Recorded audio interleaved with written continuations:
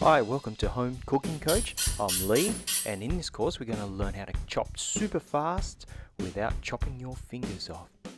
In this course we're going to learn four main things, and they are how to create a workflow in your kitchen. We work on how to create your bench, keeping things safe and in a flowing manner by having your rubbish and your scrap in front of you, having where all the ingredients that you're going to be chopping and where you're going to place them once you're done. You'll find that the kitchen will become a much more flowing and more effective place when you have it like that. Then we'll discuss about what kind of knives that would be best suited for you, what kind you should buy. And then we'll discuss about how to hold the knife. What is the best way to hold a knife so you stay safe and it stays easy. And in the end, we'll work on two of the main chopping techniques that we will need to learn in order to chop fast, effectively, and safely. So here we go.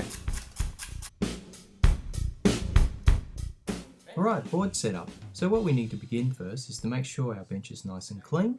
Bring a nice clean tea towel or some sort of cloth, and then we put our chopping boards. You can use one of these plastic chopping boards, but I personally prefer something that's quite heavy and stable. You have more space to use and organize on. Avoid using the really flimsy plastic or the glass boards. They don't work very well and they damage your knives. So creating a kitchen workflow. So by having different sections, so we have a raw section, the board, a place to put our scraps, and then the finished part, which in this case we're making a soup. I like to have a bin on the side, so I often put it just under the bench, so that way I can just scrape most of the rubbish off.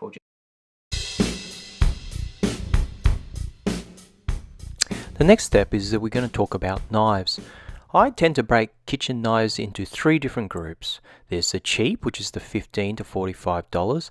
The medium price range is around the $45 to $100. And the show-off Damascus style blades, that's around $100 to $400.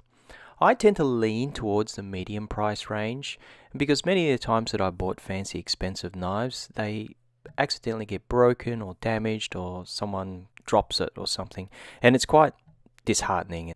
And you can chop fast with a knife that is $5 or a $500 knife. The only thing that I would suggest that you must have is that it is sharp. You do not want to use a blunt knife. You cannot chop fast with a blunt knife, and you cannot use a blunt knife safely. So get yourself a sharp knife, and I would start off with the kitchen knife that you have already in your home. I personally use a medium cost knife around the $45 mark.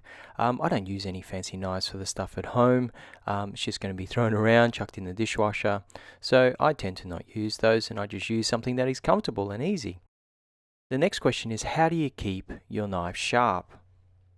Obviously, the best way to keep your knife sharp is to use a stone or a honing steel. That kind of takes a certain type of skill. If you already know how to keep your knife sharp with a stone, a wet or a dry one, and how to keep it sharp by using a honing steel, then great. Otherwise, I would suggest using one of those knife sharpeners that you can buy. There's a whole range of them.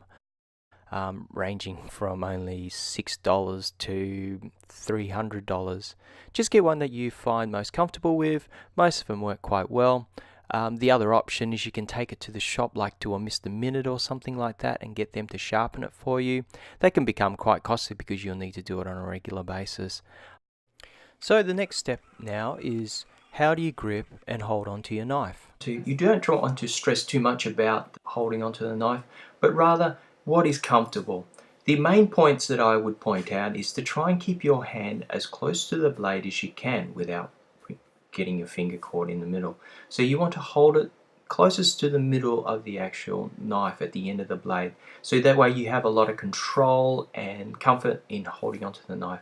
The other thing that you need to remember is to keep your shoulders relaxed. So many people, they stress up their shoulders. You want to say relax and flowing and allow the knife to cut for you instead of trying to chop or push yourself. A lot of beginners try and force the blade. But if your blade is sharp, which is very, very important, it does it for you. So just get a hold of the knife that you like, because it depends on the type of knife that you have is how you hold it. Some knives are a lot smaller, thinner or lighter, and some of the more European knives are a lot thicker, heavier and bulkier. Okay, so what we need to work on now is the two different types of chopping skills. These are the ways that you'll need to ensure that you can chop fast and safely. And they're the main chopping techniques that you would use 95% of the time. So the first one that we need to develop on is the rolling cut. So what we do is you keep the tip of your knife on the board as much as possible, and using the back part, the back 50% of the actual blade of chopping. So you're rolling almost like a steam train, and it has this rolling, sliding and pushing technique. Get onto your board and practice this movement.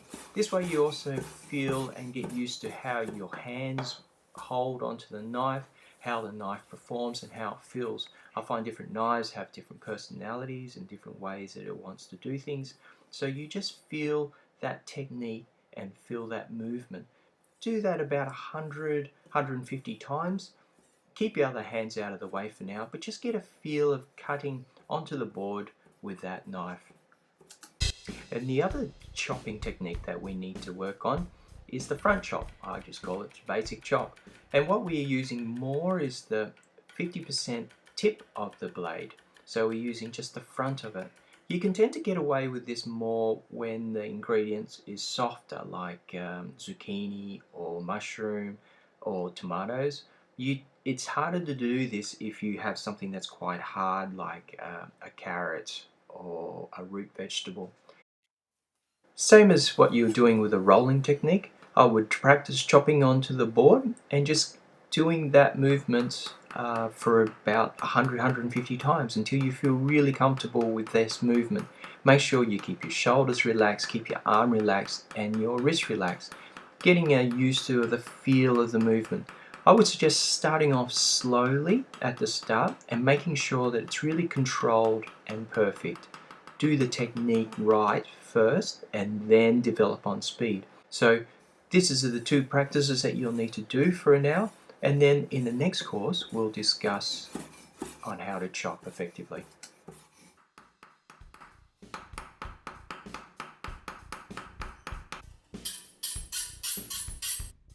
Okay, that concludes our first course on how to chop really fast. So to recap, we got two different types of chopping techniques. That's the front chop, which would use the first half of the knife, and then there's the rolling chop, which uses the back half of the knife.